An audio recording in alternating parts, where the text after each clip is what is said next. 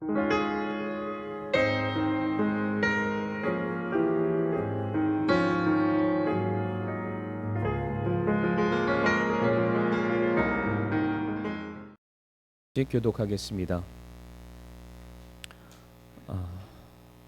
누가복음 3장 1절부터 6절까지 말씀, 우리 마이크를 조금만 키워주시면 감사하겠습니다. 제가 먼저 1절 말씀 읽겠습니다.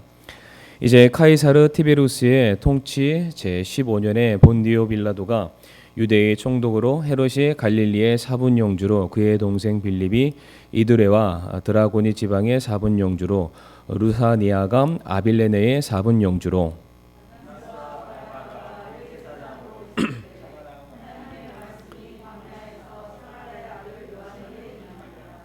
그가 요르단 부근의 온 지역으로 가서 죄들의 사면을 얻게 하는 회개의 침례를 선포하였는데,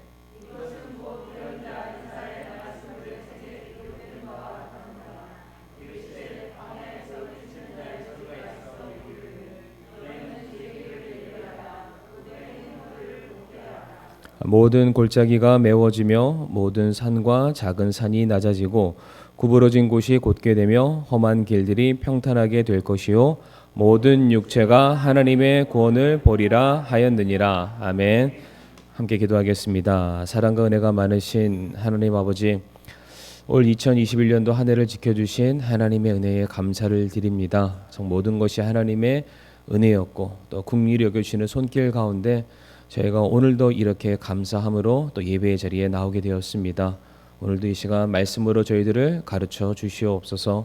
말씀 앞에 우리가 반응할 수 있게 해주시고 정말로 하나님께서 귀하게 찾고 사용하기를 기뻐하시는 우리가 한 사람 될 수 있도록 도와주시옵소서.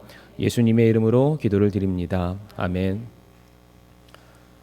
오늘은 누가복음 3장 1절부터 6절까지 말씀을 통해서 하나님이 찾으시는 사람 침례 요한에 대해서 함께 말씀을 우리가 나누겠습니다. 이제 다음 시간은 우리가 이제 그리스도인이라는 제목으로 저희들이 이제 하나님이 찾는 사람이라는 시리즈를 마무리하고요. 2022년도 이제 저희들이 수요 예배 때에는 이제 내년 우리 교회 표어가 감사함으로 기도하는 성숙한 해이기 때문에 이제 2022년도 수요 예배 때는 이제 기도에 관련돼서 한동안 계속 그 시리즈를 함께 이어 나가기를 원합니다.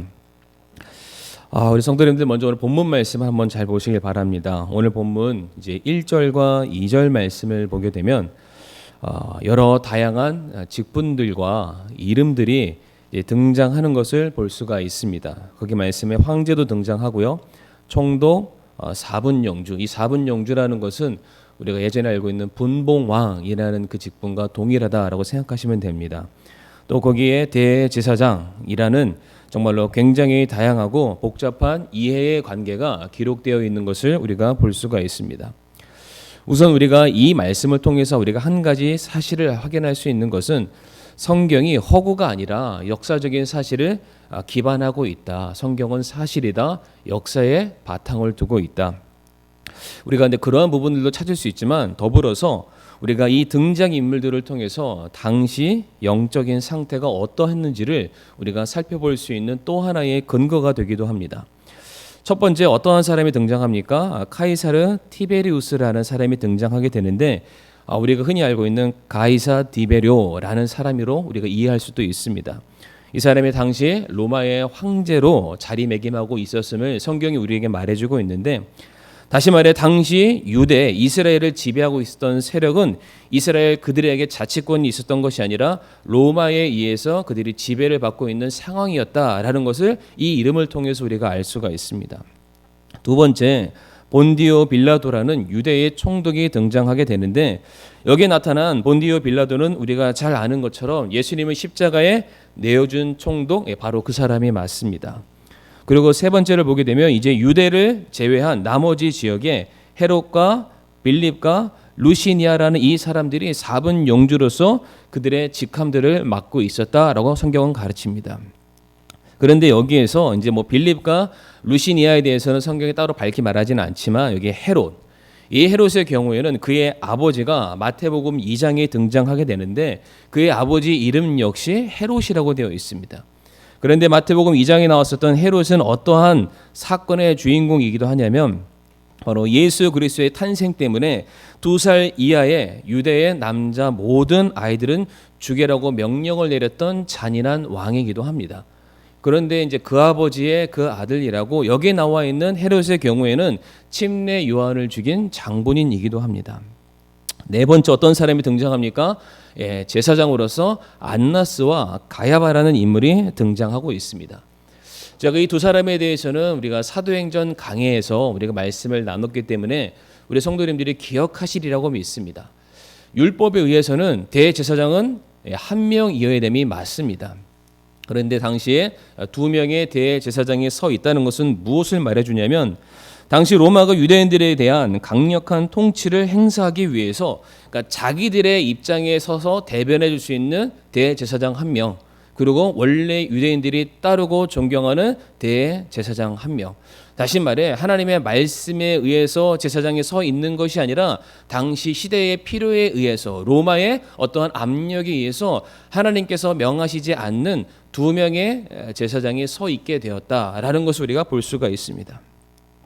그러니까 여기 등장하는 이 인물들을 통해서 우리가 알 수 있는 당시 시대의 영적인 상태가 어떠한 것이었냐면 세상의 힘이, 세상의 권력이 온 나라를 지금 뒤덮고 있다라는 것을 우리가 알 수가 있습니다.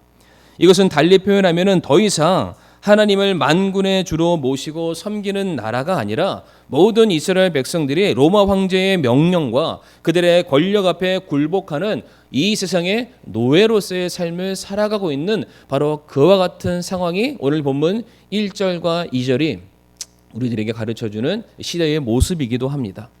자, 이렇게 그 누구도 하나님을 찾지 않는 바로 그와 같은 시대에 하나님께서 누구를 부르시고 누구에게 말씀을 주시게 되냐면 바로 침례자 요한을 부르시고 그에게 말씀을 전해 주시게 됩니다. 오늘 2절 하반절 말씀 보게 되면 하나님의 말씀이 광야에서 사가랴의 아들 요한에게 임하느니라 라고 성경에 기록되어 있습니다.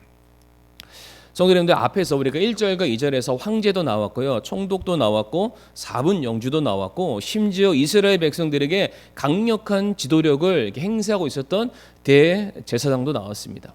그러니까 하나님께서 무슨 일을 하시기 위해서 사람을 들어 쓰신다면은 앞에 나와 있었던 그 네 부류의 사람들을 들어 쓰신다면은 더 강력하게 얼마든지 일하실 수가 있습니다. 왜 그렇습니까?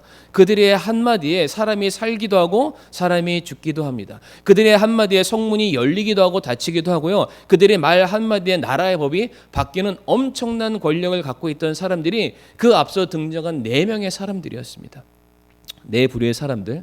자, 그런데 하나님의 말씀이 그들에게 임하지 아니하고 누구에게 임했냐면은 바로 광야에 서 있었던 사가랴의 아들 요한에게 임하게 되었다. 이것은 우리들에게 무엇을 말해주냐면 하나님께서 보시기에 하나님의 마음에 합한 사람, 그리고 하나님께서 사용하시기를 원하는 사람, 그리고 하나님께서 말씀을 주기를 원하시는 사람은 왕궁 안에 앉아있는 사람이 아니라는 겁니다. 바로 침례자 요한이 나의 말을 받기에 합당한 사람이고 나를 통해서 나를 대신해서 일할 수 있는 사람이고 그리고 내가 기뻐하는 그러한 귀한 모습을 가지고 있다. 자, 그러면 오늘 본문 말씀을 통해서 왜 하나님께서 침례자 요한에게 말씀을 전해 주셨는가? 왜 이와 같은 시대의 침례자 요한을 하나님께서 그를 부르셨고 그를 사용하기를 기뻐하셨는가? 그 침례자 요한이 가지고 있는 하나님의 보시기에 합당한 그 기준들이 오늘을 살고 있는 저와 성도님들에게 동일하게 있다면 하나님께서는 오늘 이 시대에 우리들에게 하나님께서 귀한 말씀, 능력의 말씀을 주시리라고 믿습니다. 자, 그래서 우리가 3가지 조건을 한번 찾아볼 텐데요. 첫 번째 조건이 나옵니다. 왜 하나님께서 침례자 요한을 부르시고 그에게 말씀을 주셨는가?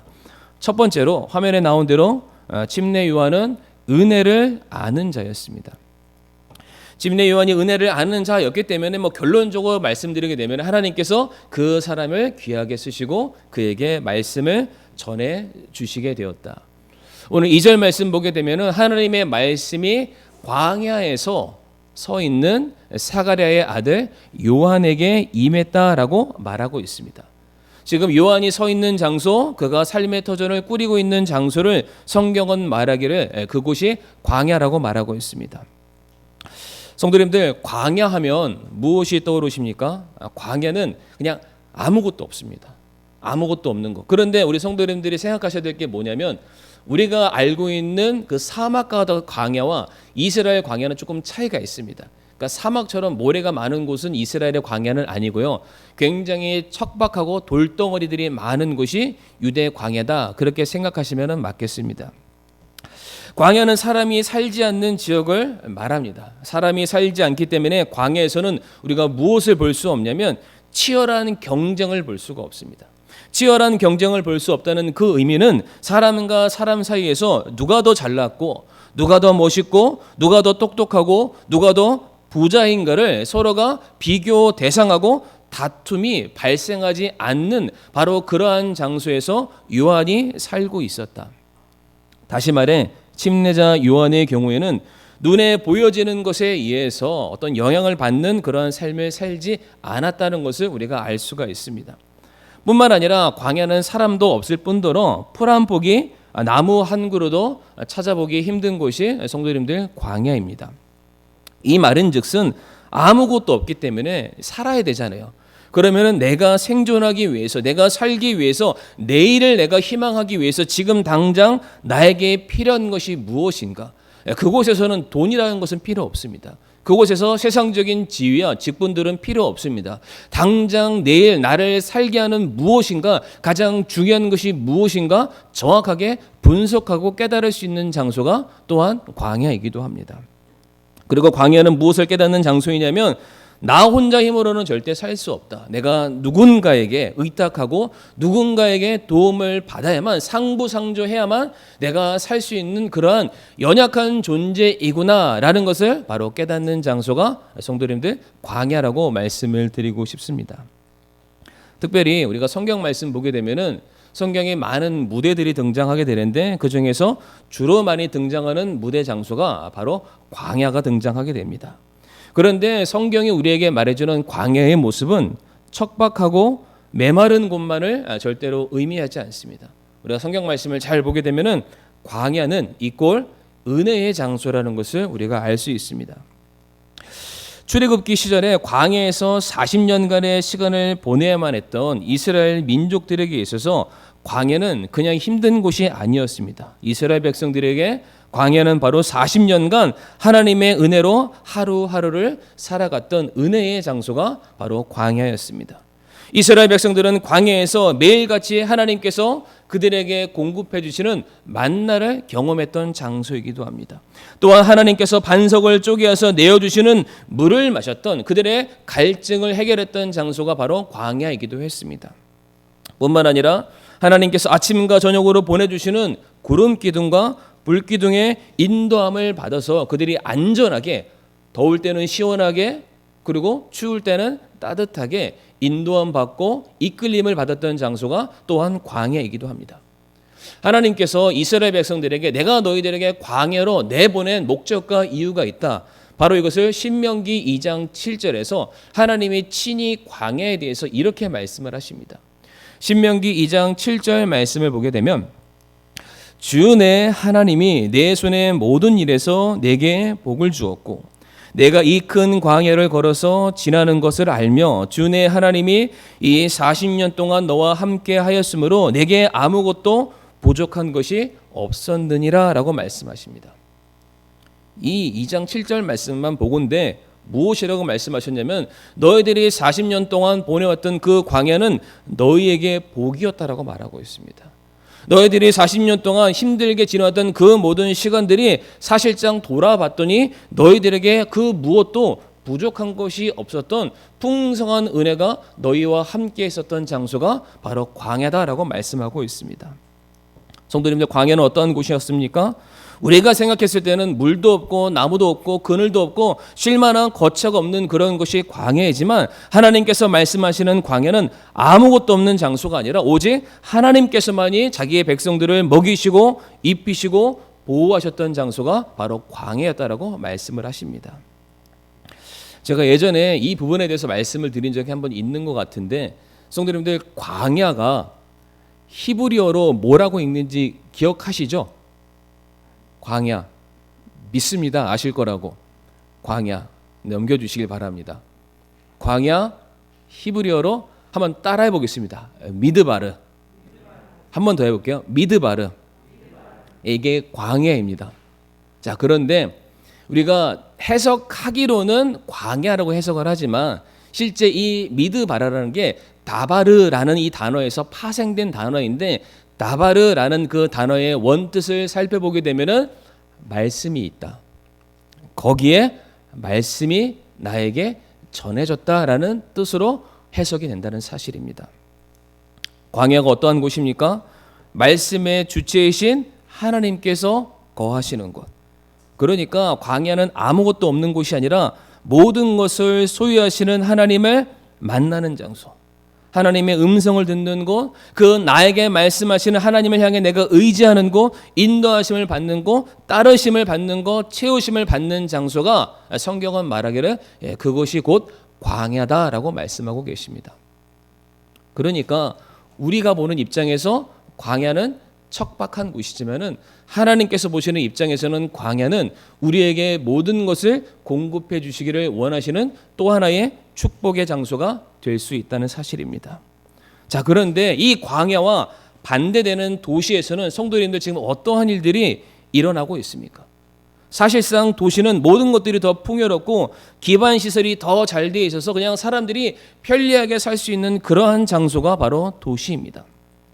그러나 우리가 1절과 2절 말씀을 읽어서 아시겠지만 지금 그 도시에서는 어떠한 일이 지금 벌어지고 있냐면 서로가 성공을 추구하기 위해서 서로 죽고 죽이고 헐뜯고 모함하고 배반하는 눈에 보이지 않는 그런 전쟁터와 같은 장소가 바로 지금 도시에서 일어나고 있습니다. 황제도 그렇고 사분영주도 그렇고 총독도 그렇고 우리가 이스라엘의 초기 역사를 보게 되면 수많은 사람들이 그 자리에서 불과 3년에서 10년을 넘기지 못합니다. 계속해서 숙청을 당하거나 누군가의 모함을 당해서 그 자리에서 자기의 권력을 무소부리죠. 영원토록 누렸던 그런 것들이 아니라 바로 그 자리에서 권력을 행사하는 즉시 바로 목이 떨어져서 다른 사람들이 그 자리에 서게 되는 치열한 전쟁과 죽음이 난무하는 곳이 바로 도시였다는 것입니다. 모든 사람들은 바로 그 도시라는 그 세상에서 자신들이 얻고자 하는 성공을 추구하고 그것을 얻기 위해서 쟁투하는 그런 삶을 살아가고 있었습니다. 다시 말해 도시라는 곳은 모든 것이 풍부한 곳이지만은 거기에는 누가 안 계셨습니까? 하나님이 계시지 않는 장소였습니다. 지난번에 그 영어 혹시 기억나시나요? good 마이너스 god은 제로. 근데 제로지만 거기에 플러스 god 하나님이 더해지면은 무엇이 되었죠? 굿, 가장 선한 것. 도시라는 절대적인 편리성을 보장하는 그 장소에 누가 안 계셨냐면은 하나님이 안 계셨습니다. 세상 사람들은 하나님을 찾거나 하나님께 무릎 꿇고 하나님께 경배함으로 말미암아 광야에서 그들에게 더해지는 은혜를 공급받는 그런 삶을 살지 않았고 스스로가 자기의 앞길을 쟁취해 나아가면서 살고 있었다는 사실입니다. 바로 오늘 본문에 나와 있는 침례자 요한의 경우에는 그러한 곳에서 따로 구별되어 그가 살았음을 우리에게 말해주고 있습니다. 성도 여러분들, 요한이 광야에 살았다는 그 말의 뜻은 단순히 지역적으로 그가 돈이 없어서 도시에 머물 만한 그런 형편이 안 돼서 그가 떨어져 나왔다 이것을 말해주는 것이 아닙니다. 그에게 모든 것이 있었음에도 불구하고 그가 왜 광야에서 살고 있었는가? 왜 광야에서 복음을 외치는 하나님의 나팔수가 되어서 왜 그 자리에서 낙타 옷을 입고 꿀을 먹고 메뚜기를 먹으면서 다른 사람들 보기에 초라한 모습으로 살아가고 있었는가? 바로 그가 살고 있는 광야라는 것은 그가 무엇을 붙들고 살아가는 사람인지 무엇을 중요시 여기며 살아가는 사람인지를 우리에게 보여주는 하나의 단적인 증거가 되는 것입니다. 모든 사람들이 자기의 세력과 주머니와 배부르고 등 따시게 하는 모든 것들을 위해서 치열하게 전투를 벌이는 생존 게임을 하고 있는 바로 그와 같은 상황 속에서 침례자 요한의 경우에는 오직 하나님 한 분만을 바라보는 사람이었다. 하나님께서 내게 부어주시는 그 은혜로 말미암아 사는 사람이었다. 하나님께서 오늘 내게 허락하시는 말씀을 듣기 위해서 다른 모든 것들, 그가 누릴 수 있는 권한과 모든 특혜들을 다 내려놓고 나는 하나님의 말씀을 듣길 원합니다. 그 말씀이 오늘 나를 살게 하고 그 말씀이 오늘의 내 삶을 선한 길로 인도하는 줄을 믿습니다. 그러하기에 이와 같이 은혜만을 구하는 자였기 때문에, 하나님 없이는 못 사는 사람이라고 스스로 그가 신앙 고백하고 있었기 때문에 하나님께서는 바로 이와 같은 침례자 요한에게 자신의 말씀을 주기를 기뻐하셨다는 사실입니다. 우리 성도님들 다 같이 히브리서 4장 16절의 말씀을 우리가 함께 읽어보길 원합니다. 히브리서 4장 16절 말씀 앞에 화면을 보시고요, 같이 함께 읽겠습니다. 시작.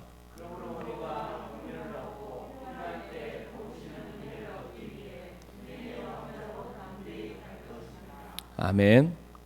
그러므로 우리가 긍휼을 얻고 필요한 때에 도우시는 은혜를 얻기 위해서 어디로 나가야 됩니까? 은혜의 왕자로 담대히 나아가야 된다. 하나님께서는 자신을 향해서 은혜를 구하는 자에게 은혜 위에 은혜를 부어주시는 분이심을 우리 성도님들 믿으시기를 바랍니다. 두 번째로 침례자 요한은 어떠한 사람이었냐면 바로 죄에 대해서 누구보다 민감한 사람이었습니다. 이것을 바로 본문 2절과 3절 말씀이 우리들에게 가르쳐주고 있는데요, 2절과 3절 말씀을 보게 되면 이 침례자 요한이 누구의 아들이라고 말하고 있냐면 바로 사가랴의 아들이었다라고 성경은 우리들에게 가르쳐주고 있습니다. 자, 그러면은 성경에 말하는 사가랴는 어떠한 사람입니까?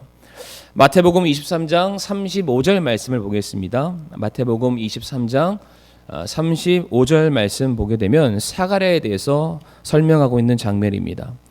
그리하여 의로운 아벨의 피로부터 성전과 제단 사이에서 너희가 죽인 바가랴의 아들 사가랴의 피까지 땅 위에서 흘린 모든 의로운 피가 너희에게 돌아가리라 라고 되어 있습니다. 이 말씀을 보면은 지금 아벨과, 지금 아담과 하와의 아들이었던 아벨과 지금 사가랴를 같은 선상에 두고 있습니다. 다시 말해 동일한 사명을 감당했던 사람이라는 것을 가르치는 것입니다. 성도님들 잘 아시겠지만 아벨의 피, 왜 아벨이 피를 흘려 죽게 되었습니까? 그것은 바로 참된 제사입니다. 피 흘림을 통한 죄사함을 강조하다가 아벨이 죽임을 당하게 되었는데, 이 말인즉슨 아벨은 당시에 제사장의 온전한 직분을 감당했던 사람이었다라는 것을 성경이 우리에게 가르쳐 주는 것입니다. 다시 말해 아벨의 경우에는 사람의 행위로 인한 구원이 아니라 대속의 죽음을 강조했습니다. 흠이 없는 제물로 오실 하나님의 어린 양의 대속의 죽음을 통해서만이 우리의 모든 죄가 사함을 받고 우리가 은혜로 구원을 얻게 된다. 이것을 자기의 목숨 바쳐서 실천했던 사람이 당시의 영적인 제사장의 직무를 감당했던 아벨이라는 사람입니다. 그런데 이와 같은 아벨처럼 사가랴 역시 의로운 자로서 피 흘려 죽었다라고 성경은 가르칩니다. 이 말인즉슨 사가랴 역시 본문 당시 때에 율법주의가 팽배했었던 유대인들을 향해서 너희가 율법을 지키고 너희들이 세운 전통을 지킴으로 말미암아 사람이 결단코 의로워지는 것이 아니다. 하나님께서 보내주실 메시아 예수 그리스도를 통해서만이 우리가 죄사함을 얻을 수 있다. 이 동일한 복음의 메시지를 증거하다가 사가랴 역시 피 흘려 죽게 되었음을 성경이 우리에게 지금 가르쳐주고 있습니다. 특별히 사가랴의 경우 이와 같은 정확한 복음이죠. 구원관 메시아에 대해서 그가 확인할 수 있었던 것이 무엇이었냐면 그가 그의 아들 침례 요한을 낳기 바로 이전에 수태고지죠. 천사가 와서 이제 이 아들을 얻게 될 것이고 이 아들이 장차 감당해야 될 사역이 무엇인지를 말해주는 장면이 누가복음 1장에 기록되어 있습니다. 그런데 누가복음 1장 16절과 17절 말씀 보게 되면 천사가 이제 사가랴에게 나타나서 이와 같은 말을 전해주게 됩니다. 화면을 하나 넘겨주시게 되면은요, 16절, 17절 말씀이 나오는데요. 저는 17절 말씀만 읽겠습니다. 그가 또 엘리야의 영과 권능으로 그분보다 앞서가서 지금 침례 요한을 말합니다. 아버지들의 마음을 자녀들에게 돌아오게 하고 불순종하는 자를 의인의 지혜로 돌아오게 하며 주를 위하여 예비된 한 백성을 준비하리라 하니라 라고 되어 있습니다. 천사가 사가랴에게 말하기를 하나님께서 너를 축복하심으로 말미암아 너희 태를 열어서 귀한 아들을 너희 가정에 보내주시게 될 것이다. 그런데 그 아들, 바로 너희 아들이 해야 될 일이 무엇이냐면은 이제 장차 온 인류를 구원하시기 위해서 이 땅에 오실 바로 하나님의 어린 양 구원자 예수 그리스도의 앞길을 예비하는 것이 네 아들이 할 일이다라고 가르쳐주고 있습니다. 그러니까 지금 여기서 사가랴가 무엇을 깨닫게 되냐면 그가 말했던 그대로 사람이 율법을 지킴으로 말미암아 의로워지는 것이 아니다. 나의 전통을 지킴으로 말미암아 내가 다른 사람들이 나를 가르치는 어떠한 성경의 또 다른 가르침을 통해서 내가 온전해지는 것이 아니라 바로 메시아 주 그리스도, 모든 사람들이 죄인임을 알게 하시는 선지자이시오, 모든 사람들의 죄를 대신해서 중보하시는 제사장이요, 그 사람들이 이제는 죄인이 아니라 하나님의 자녀 의인이라고 선언할 수 있는 왕이신 그리스도가 오셔야만 모든 사람들이 죄사함 받고 하나님의 자녀가 될 수 있구나. 이 사실을 천사가 그의 아들을 낳는다는 그 모든 사건들이죠, 수태고지를 통해서 정확하게 전달받게 됩니다. 그래서 사가랴가 피 흘려 죽는 그 순간까지 그가 강조하고 외쳤던 것이 무엇이냐면 이 땅에 살고 있는 모든 사람들아 너희는 다 죄인에 불과하다. 회개해라. 이제 곧 메시아가 도래할 것이다. 바로 이 아버지의 가르침이죠. 자기 아버지의 유지를 받들어서 침례 요한 역시 그의 사역 속에서 그가 계속해서 반복해서 강조했던 메시지는 딱 하나입니다. 누가복음 3장 3절 말씀 보게 되면 요한이 요르단 부근의 온 지역으로 가서 죄들의 사면을 얻게 하는 회개의 침례를 선포하였는데 라고 되어 있습니다. 침례 요한이 사람들에게 무엇을 전달했습니까? 이게 번영신학이라고 예수 믿으면 잘 되고 예수 믿으면 복 받고 당신들의 사업이 잘 되고 자식들이 잘 되고 건강이 낫고 막 이런 거 얘기했습니까? 그렇지 않습니다. 모든 사람들을 향해서 너희들이 죄사하지 않으면, 너희들이 회개하지 않으면, 너희들이 죄의 문제를 해결하지 않는다면 너희들의 생명의 근원 되시는 예수 그리스도 메시아를 받아들이지 않게 된다면 너희들은 반드시 심판에 이르게 될 것이다. 하나님의 왕국에 들어가지 못하게 될 것이다. 너희들이 이 세상에서 누리고 있는 모든 것들이 모두 다 헛된 것으로 돌아가고 말 것이다. 세상에 권력을 붙들고 그들 밑에 줄 선다고 해서 그들이 너희들의 생명을 지켜주는 것이 절대로 아니다. 선민의식으로 인해서 너희가 붙들고 있는 모세의 율법이 결단코 너희를 깨끗하게 해주지 못한다. 진짜 우리의 생명을 다스리시고 주관하시는 우리가 메시아를 기다리고 그분만을 붙들어야 된다. 우리가 그분을 믿음으로 말미암아 하나님의 왕국에 들어가게 될 것이요, 그렇지 아니하면은 영원한 형벌인 지옥의 심판을 받게 될 것이다. 회개하라, 회개하라, 회개하라. 이게 바로 침례자 요한의 사역의 전부였습니다. 침례자 요한은 결단코 세상의 권력 앞에 굴복하지 않았습니다. 다른 사람들의 눈치도 보지 않았습니다. 비록 그가 먹고 입는 모든 것들이 남루했지만 그래도 그의 마음속에는 무엇이 풍성한 사람이었냐면 내가 죄사함 받고 하나님의 자녀가 되었기 때문에 이제 하나님의 왕국 천국에 대한 모든 소망이 내 것이라는 누구보다 풍성한 은혜 가운데 사는 사람이 바로 침례자 요한이었습니다.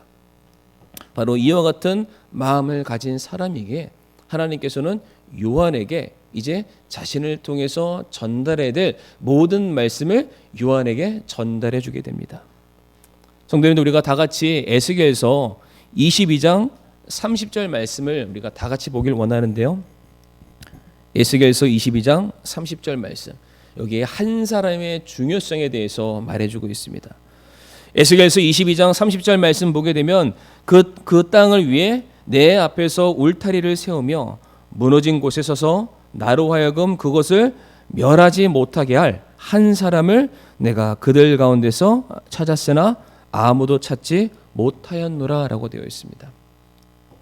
이게 에스겔서인데 에스겔서의 배경이 어떻게 되냐면 이미 바벨론에 의해서 이스라엘이 1차, 2차, 3차 총 3차에 걸쳐서 계속해서 침략당하고 포로로 끌려가는 그러한 상황입니다. 이제 3차 때가 되면 우리가 잘 아는 것처럼 BC 586년경에 완전히 이스라엘이 멸망하게 되는데 이제 그 중간쯤이죠. 2차 포로 침략을 당하는 바로 그 시기에 에스겔 대언자가 이제 포로로 붙잡혀 가게 됩니다. 그래서 포로로 이제 그 바벨론 그 강가에서 딱 그가 앉아서 하나님의 말씀을 받아들이게 됩니다. 그때 어떤 말씀을 받게 되냐면 왜 이스라엘이 멸망하게 되는지, 왜 이스라엘을 향해서 하나님께서 이와 같은 진노의 심판을 내리시게 되는지, 그리고 장차 이스라엘 향한 하나님의 그 운명과도 같은 메시지가 무엇인지를 그가 받아들이게 됩니다. 그런데 왜 이스라엘이 멸망하게 되고 왜 이스라엘이 다른 나라의 포로와 노예와 같은 그런 삶을 살 수밖에 없었는가, 그 이유를 들어보니까 이 에스겔서 22장 30절 말씀 보게 되면 하나님이 이렇게 말씀하십니다. 그 누구도 단 한 사람도 자신들의 죄악에 대해서 회개하는 사람이 없었다. 그 누구도 그들의 연약함과 무지함과 실수에 대해서 하나님 앞에 나와서 통해 자복하는 그러한 사람들은 단 한 사람도 없고 모든 사람들이 한결같이 그들의 죄에 대해서 함구했다. 침묵했다. 아니 단 한 사람도 하나님께 나와서 기도했다면 그들이 하나님 앞에 자신들의 모든 죄를 내어놓기만 해왔다면 하나님께서 말씀하시기를 내가 그들의 무너지는 울타리를 세울 것이고 내 백성을 내가 건져낼 것이고 하나님의 영광이 여전히 이 세상 위에 통치하시는 분이심을 내가 나타내 보여주고 싶었는데 뭐라고 되어 있습니까? 내가 그렇게 할 한 사람을 찾았는데 단 한 사람도 너희 안에서 내가 발견할 수 없었다라고 말씀하십니다. 단 한 사람, 말씀을 간구하는 사람, 기도하는 사람, 하나님 앞에 무릎 꿇고 나아가는 한 사람이 없어서 이스라엘이 멸망했다라고 말씀하십니다. 그런데 오늘 본문 이 BC 1세기 로마의 황제가 다스리고요, 그 밑에 총독들이 다스리고 분봉왕들이 다스리고 심지어 영적으로 올바르게 깨어 있어야 될 제사장마저도 그들의 수하가 되어서 그들의 말대로 그들의 놀이개가 되고 종이 되고 노예가 돼서 살아갔던 그 모든 사람들, 그 누구도 하나님을 찾지 않았습니다. 그 누구도 자신들의 죄악에 대해서 하나님께 회개하지 않았습니다. 그런데 그와 같은 세상 가운데 누가 등장했습니까? 우리가 바로 죄인입니다. 우리가 회개하지 않으면 하나님의 나라에 들어갈 수 없습니다. 우리가 회개해야만, 우리가 죄사함을 얻어야만 우리가 하나님 나라에 들어갈 수 있습니다 라고 말하는 한 사람이 등장한 것입니다. 그러기에 하나님께서는 누구에게 말씀을 주실 수밖에 없을까요? 바로 침례자 요한. 죄에 대해서 민감한 사람은 곧 심판이 있음을 아는 사람, 그 심판이 있다는 것을 아는 사람은 그래도 그 위에 은혜가 있다는 것을 아는 사람입니다. 그러하기에 침례자 요한에게 하나님께서 자신의 모든 말씀을 전해 주실 수밖에 없었다라는 사실입니다. 마지막 세 번째입니다. 간단하게 말씀드리겠습니다. 하나님께서 왜 침례자 요한에게 하나님의 말씀을 전해 주셨는가? 그는 바로 주의 길을 예비하는 일에 그의 평생의 삶을 다 드렸기 때문입니다. 오늘 4절 말씀도 나와 있지만 침례 요한이 그가 사역했던 당시의 시대적인 분위기를 우리가 누가복음 7장 32절과 33절에서 찾아볼 수가 있습니다. 누가복음 7장 말씀 보게 되면은 침례 요한이 사역했던 당시의 시대적인 분위기를 말해주는데 제가 한번 읽어보겠습니다. 그들은 마치 장터에 앉아 서로를 부르며 이르기를 우리가 너희를 향해 피리를 불어도 너희가 춤추지 아니하였고 우리가 너희를 향해 애곡하여도 너희가 울지 아니하였다 하는 아이들과 같도다. 침례자 요한이 와서 빵도 먹지 아니하고 포도즙도 마시지 아니하매 너희가 말하기를 그가 마귀에 들렸다 하더니 라고 되어 있습니다. 침례 요한이 사역했던 그 당시 굉장히 영적으로 척박하고 그가 외로운 사역을 감당했다라고 말해주고 있습니다. 그러니까 침례 요한이 자기가 받은 은혜에 감격해서 눈물을 흘리면은 질질 짠다고 사람들이 뭐라고 하고요.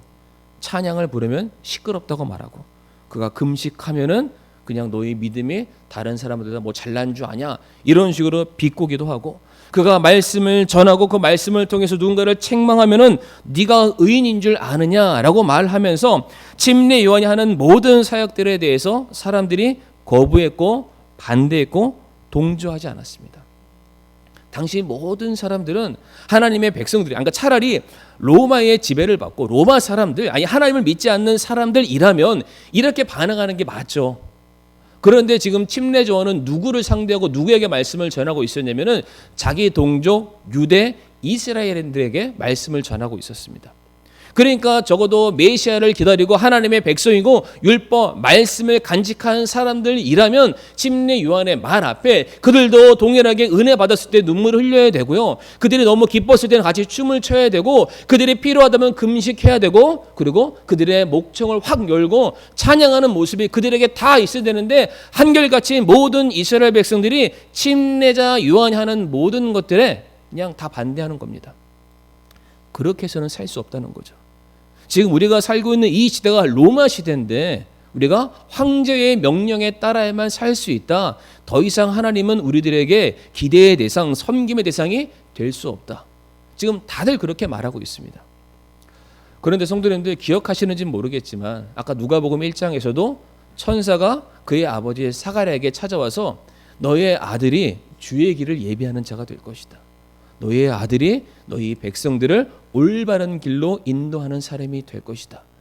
이 침례자 요한이 여자가 낳은 사람 중에서 가장 큰 자가 될 것이다. 이 모든 말들을 스스로가 말했던 것이 아니라 침례자 요한이 태어나는 모든 상황 가운데 하나님께서 그렇게 될 거라고 명명하셨던 그런 놀라운 축복의 말씀들이었습니다. 그런데 이러한 축복의 메시지와는 전혀 상관없이 침례자 요한이 사역했던 모든 상황들을 딱 비추어 봤더니 모든 것이 그가 생각했던 것, 그가 들었던 모든 말들과는 전혀 반대로 흘러가고 있습니다. 사람들에게 환호와 인정을 받는 것이 아니라 터부시 여김 받고 손가락질 당하고 네가 하는 일이 무엇이냐, 모든 사람들이 반대하고 돌을 던지는 바로 그와 같은 상황이죠. 성도님들 한번 생각해 보시길 바랍니다. 우리 성도님들에게 뭐 제가 부탁하든 누가 부탁하든 정말로 성도님이 너무 필요합니다. 헌신의 손길이 너무 필요합니다. 와서 좀 도와주세요. 같이 기도해 주세요. 뭔가 해주세요. 라고 부탁을 딱 했는데 그래서 정말 하기 싫은데 그럼에도 불구하고 목사님 부탁이니까 나와서 해야지 막 하고 있는데 갑자기 옆에 성도님들이 저 자매 오늘 뭐하러 와서 기도하러 왔어? 만약 이런 얘기를 듣는다면 평상시에는 한 번도 안 나오는데 오늘 뭐하러 나왔어? 밥 먹으러 나왔어? 만약에 이런 얘기를 들으신다면 어떤 마음이 드시겠어요? 괜히 나왔다. 집에나 가야지. 다시는 나오지 말아야지. 이런 마음 들 수 있잖아요. 저도 마찬가지예요. 주님의 사역을 감당하면서 뭐 부귀 영화를 누리기 위해서 제가 이 자리에 선 건 아니지만 그래도 주를 위해서 내 삶을 드렸으니까 그거에 합당한 대접받고 그거에 합당한 인정함을 받고 더 능력 있는 사역을 하고 싶은 게 아마 우리 모든 사람들의 마음이라고 생각합니다. 그런데 침례자 요한의 경우에는 본인이 스스로 자청한 것도 아닌데 하나님께서 그렇게 하라고 명령하셨고 그렇게 내가 널 도와줄 거라고 말씀하셨음에도 불구하고 그의 사역은 그가 들었던 모든 것과는 전혀 반대의 상황으로 치닫고 있었다는 것입니다. 그런데 그 침례자 요한이 무엇이라고 고백하냐면 그러한 상황 속에서 요한복음 3장 27절부터 30절까지의 말씀, 침례 요한의 신앙의 놀라운 고백입니다. 27절과 28절 말씀 먼저 보게 되면 요한이 응답하여 이르되 하늘에서 주지 아니하시면 사람이 아무것도 받을 수 없느니라. 너희 자신이 나에 대해 증언하되 곧 내가 이르기를 나는 그리스도가 아니요 그분 앞에 보내어진 자라 한 것을 증언하느니라. 30절로 넘어가서 그분은 반드시 흥하여야 하되 나는 반드시 쇠하여야 하니라. 침례 요한이 뭐라고 말하냐면 내가 잘나서 사역하는 게 절대로 아니라는 것입니다. 내가 사역하지만 하나님께서 허락하지 아니하신다면은 그건 내 것이 될 수 없다. 하나님이 허락하시면 나라는 사람을 통해서도 일하실 것이고 아니 내가 아니더라도 그것이 하나님의 뜻이고 하나님께서 일하길 원하신다면 하나님은 돌멩이라도 들어서 이 사람들을 바꾸고 그들을 구원하고 그들의 삶을 변화시키는 일을 얼마든지 하실 수 있는 분이시다. 나는 그냥 주님의 사역을 위해서 단 한 번 쓰여지는 일회용품이라도 상관없다. 내가 쇠하더라도, 내가 소진되고 사라진다 할지라도 내 삶을 통해서, 내 사역을 통해서 주님의 영광만이 드러날 수 있다면 나는 그렇게 쓰임받고 싶습니다. 이게 바로 침례 요한의 신앙 고백이었습니다. 주를 위해서 쓰임받을 수만 있다면 그깟 내 이름 드러나지 않는 거 중요하지 않다.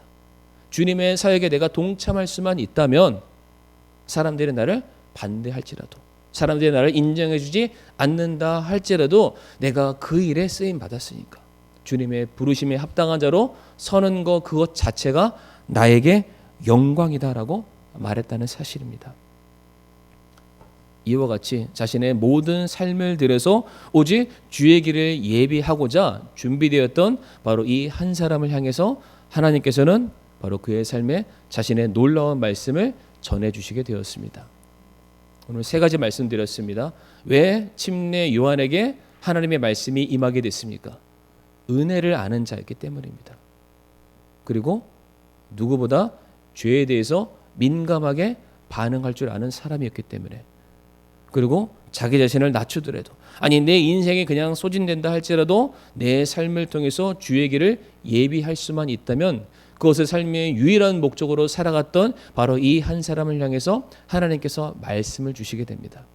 성도님들, 하나님의 말씀이 임했다는 것은 그의 삶에 능력이 함께했다는 것입니다. 그리고 하나님의 말씀은 반드시 이루어집니까? 안 이루어집니까? 반드시 이루어지는 진리의 말씀, 생명의 말씀, 살아있는 말씀입니다. 누구도 그를 이길 수 없다는 뜻이기도 합니다. 이 자리에 계신 우리 사랑하는 성도님들, 우리가 교회에서도 그렇고 우리가 가정에서도 그렇고 그리고 우리가 각자 위치에 있는 직장과 사업처와 모든 터전 속에서 침례자 요한 같은 사람으로 우리가 쓰임받기를 원합니다. 은혜를 아시는 성도님들, 죄에 대해서 민감하게 반응하시는 성도님들, 그리고 내 평생을 다해서 주의 길을 예비하고자 준비되시는 저와 사랑하는 성도님들이 되기를 간절히 바랍니다. 이제 우리 집사님 나오셔서 찬양 인도해 주시길 바랍니다.